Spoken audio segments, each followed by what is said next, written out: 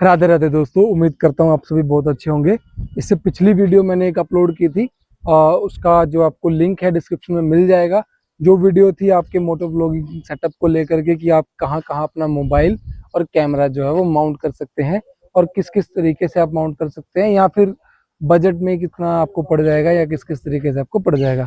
आज की वीडियो में, उस वीडियो में जो मैंने आपको बात बोली थी कि जो मैंने Insta360 का X5 का जो असेंशियल बंडल लिया था, उस बंडल के अंदर क्या क्या आइटम्स आती हैं और किस किस आइटम के साथ में क्या क्या यूज है, उस बारे में मैं वीडियो बनाऊंगा।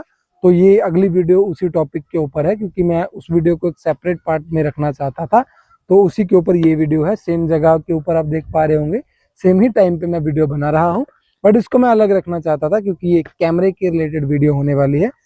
तो ये मेरा जो है Insta360 का X5 कैमरा है, ये उसका एसेंशियल बंडल है। आप इसको एक बार नजदीक से देख सकते हैं, ये इसका बंडल था। बाहर जो है इसकी इनविजिबल सेल्फी स्टिक है, जो आपने बहुत सारे वीडियोस में देखी होगी। स्टिक ऐसे लगती है लेकिन वो रिकॉर्डिंग में जो है वो नहीं आती। तो मैं आपको दिखा देता हूँ इसके अंदर मुझे क्या क्या मिला था। वैसे इसके कुछ पार्ट्स मैंने डब्बे से निकाल करके अलग से सेपरेटली डाल लिए हैं, तो वो नहीं आएंगे। सबसे पहले मैं आपको बता देता हूँ, इसकी जो ये केबल है, ये type C to type C है। ये डेटा ट्रांसफर में करने में हाई स्पीड है, बिकॉज ये बहुत ज़्यादा, यहाँ पे अगर आप देखेंगे तो नॉर्मल केबल से बहुत ज़्यादा मोटी है ये वायर। तो ये डेटा ट्रांसफ़र जो है वो बहुत ज़्यादा स्पीड में करती है, क्योंकि इस जो कैमरा की जो रिकॉर्डिंग्स होती है वो नॉर्मली मोबाइल कैमरा से या और किसी कैमरा से बहुत ज़्यादा साइज़ में बड़ी होती हैं। इसकी 10 मिनट की वीडियो ही कम से कम भी तो आपको 70-80 GB की पड़ जाती है। ये इसके साथ मिला था मुझे, इसका लेंस को क्लीन करने के लिए कार्बन का जो कपड़ा होता है, काफ़ी अच्छा मटेरियल है इसका भी। और इसके साथ एक है हमारे पास, ये इसका केस है, इसके अंदर हम कैमरे को रख सकते हैं और उसके लिए मुझे ये निकालना पड़ेगा।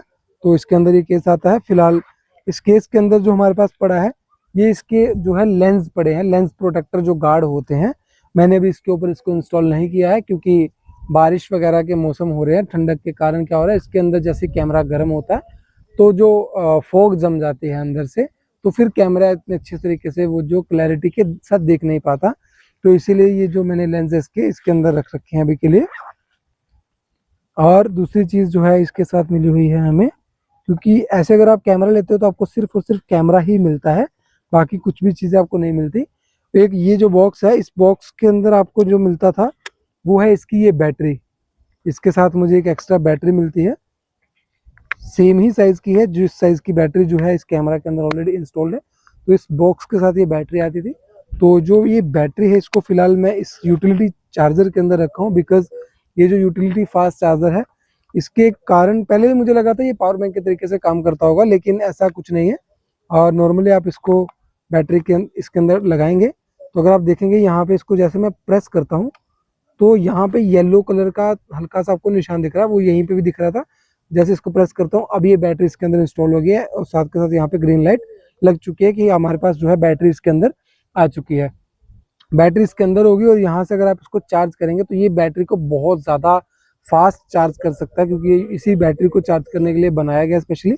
और इसके साथ साथ अगर आपको अपना कैमरा भी एक साथ में ही चार्ज करना है, बिकॉज कैमरे के अंदर ऑलरेडी एक बैटरी होती है, यहाँ पे मेरे पास एक ऑलरेडी बैटरी है, वो कैमरे के अंदर है।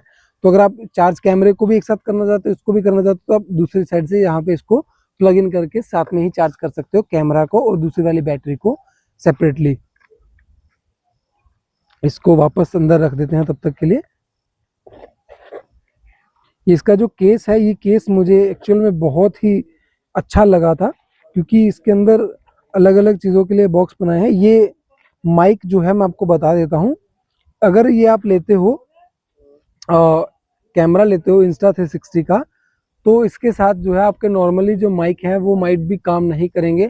बहुत ज़्यादा हद तक चांसेस है कि इसके साथ आपके कोई भी माइक जो है काम नहीं करेगा। इसकी माइक कंपैटिबिलिटी जो लिस्ट होती है, उस लिस्ट के अकॉर्डिंग जो है कुछ माइक्स आते हैं।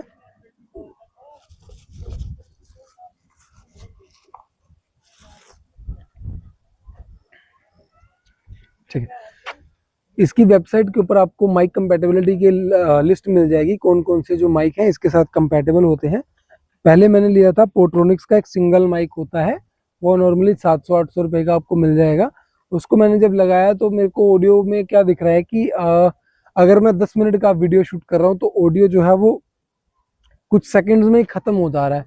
ऑडियो रिकॉर्डिंग बहुत फास्ट था, तो उसके लिए मुझे ऑडियो को सेपरेट करके बार बार स्लो करके मुझे वर्ड टू वर्ड मैच करना पड़ रहा था, तो वो बहुत ज़्यादा हेक्टिक था।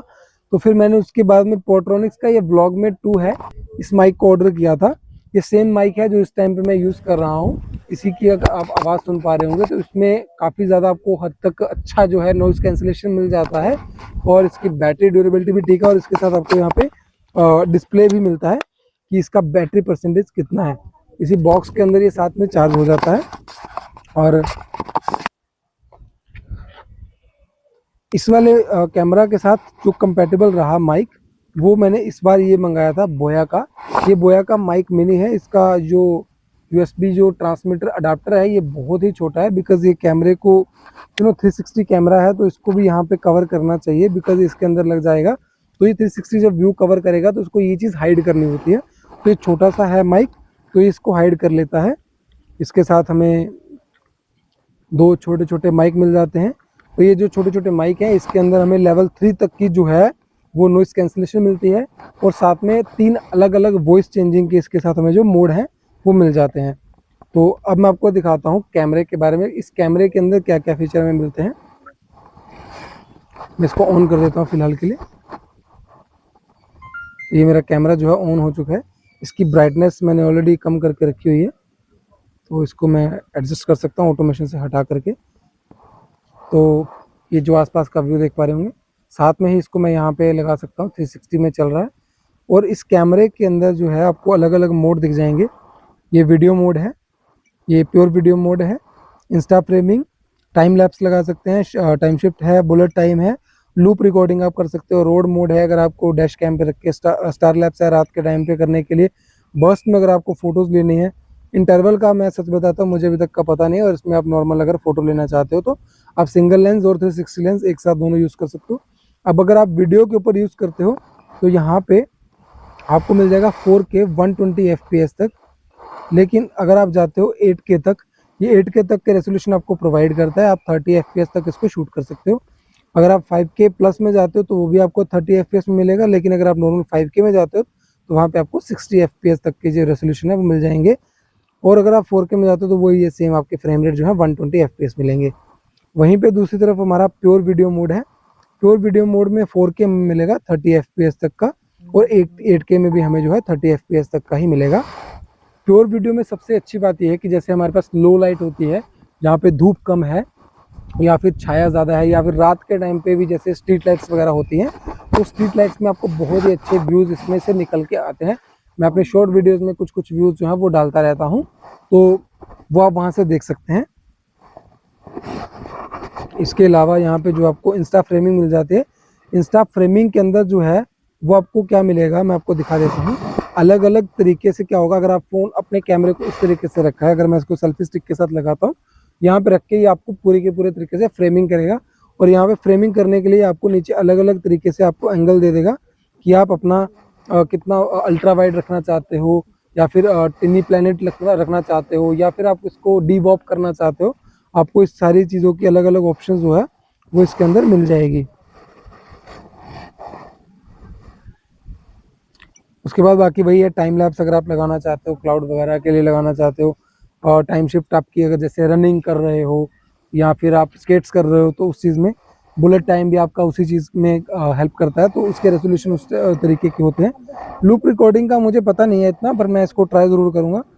और स्टार लैब्स जो है वो रात को अगर आपको स्टार्स वगैरह की वीडियोज़ रिकॉर्ड करनी है, आप इसको सिंगल लेंस, अगर आप सिंगल लेंस पे जाते हो तो आपको एक मिलेगा इसमें मी मोड। मी मोड में क्या होगा, आप इसको जिस तरीके से फिक्स करेंगे तो आपको ये अपने फ्रेमिंग कर लेगा। आप जिस भी तरफ को आप मूव करेंगे आपको उतने ही एंगल में रखने के बाद ये जो कैमरा है आपको वहाँ पे सेटल कर लेगा। अगर आपने इस तरीके से कैमरे को यहाँ पे रखा है और आपने इतना फ्रेम इसके अंदर रखा था, तो आप जैसे रिकॉर्डिंग ऑन करेंगे, आप कितना भी मूव करेंगे इधर उधर, आपको उतने ही फ्रेम में रखेगा। आपके इधर उधर का एरिया ये कैप्चर करेगा, लेकिन आपको उस एरिया के उसी जगह पे ये रखेगा। तो इस कैमरे की मुझे ये सारी जो खासियतें हैं बहुत ज़्यादा पसंद आई हैं, बिकॉज़ ये एक 360 कैमरा है, तो हर एक एंगल को ये कवर करता है। तो राइडर के पर्सपेक्टिव से अगर मैं इसे देखूँ तो मैं इसे यहाँ पे सामने माउंट कर देता हूँ। आगे पीछे मेरी बाइक के साथ क्या हो रहा है, या फिर जब मैं बाइक चला रहा हूँ तो मोस्ट ऑफ द टाइम क्या होता है, कहीं से गली से बच्चे निकल कर के आ जाते हैं। यहाँ पर भी देख पा रहे होंगे बहुत सारे बच्चे आ गए हैं। तो गली से बच्चे आ जाते हैं एकदम से, या फिर गाड़ी वाले आ जाते हैं, या फिर कई बार क्या होता है कि कुछ लोग ऐसे होते हैं जो हमारे से उम्र में बहुत बड़े होते हैं, हम उनको कुछ बोल नहीं पाते, तो वो लोग हमारी गलती निकाल देते हैं, बोलते हैं भाई आपकी गलती है, आपकी गलती है। तो लोकल लोगों का भी यही कहना होता है कि भाई अगर बाइक चला रहा है तो गलती बाइक वाले की ही होगी। तो ये जो है कैमरा हमें उस चीज़ से बचा सकता है कि अगर हमारी गलती नहीं है तो हम उसको प्रूफ कर सकते हैं कि भाई ये देख लो हमारे पास वीडियो पड़ी है। हम इस तरीके से वहाँ से अपने आप को बचा सकते हैं, और जिसकी गलती है उसको उसकी गलती का एहसास हम करवा सकते हैं, या फिर कौन किसका नुकसान कर रहा है। कई बार बाइक चलते चलते हमें भी पता नहीं होता कहाँ पे क्या हुआ है, लेकिन आसपास कुछ हो रखा हो तो हमारी रिकॉर्डिंग में हो सकता है वो आ जाता है कि यहाँ पे ये हुआ था, कैसे हुआ था। अगर हम उस तरीके से उस टाइम पे निकल रहे हैं तो उसमें वो भी रिकॉर्ड हो जाएगा। तो बहुत सारे लोगों की इससे मदद हो सकती है। बाकी रोड कैसे हैं कैसे नहीं वो तो खैर सरकार के ऊपर है, हम उस बारे में बात नहीं करते हैं। उम्मीद करता हूँ आपको इस बंडल में आने वाले हर एक चीज़ के बारे में पता चल गया होगा। तो ये कैमरा है मेरा बहुत प्यारा सा। वीडियो अगर आपको पसंद आई है तो प्लीज़ चैनल को सब्सक्राइब कीजिए, वीडियो को लाइक कीजिए। मिलते हैं दोबारा फिर किसी अगली वीडियो के अंदर। राधे राधे।